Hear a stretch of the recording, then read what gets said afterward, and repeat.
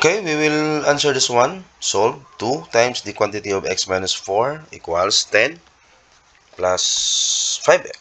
So, ang gagawin natin dito, apply tayo ng distributive property. So, distribute natin yan, so that is 2x. Then, 2 times negative 4, so that is negative 8. Equals 10.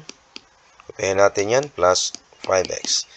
Then, combine like terms or collect like terms.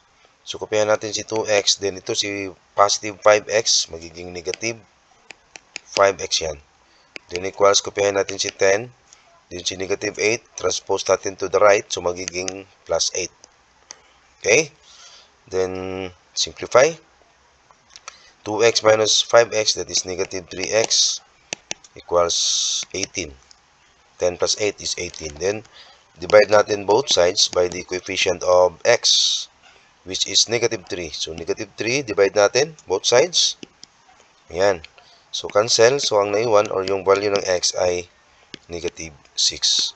Okay? So, i-check muna natin kung tama ba yung value ng x. So, same equation. Kopyahin natin to. 2 times x minus 4. Then, equals 10 plus 5x. Okay? Then, i-substitute natin yung value ng x. 2 times negative 6 minus 4 equals 10 plus 5 times x is negative 6. Okay? Then 2 times, separate natin yan.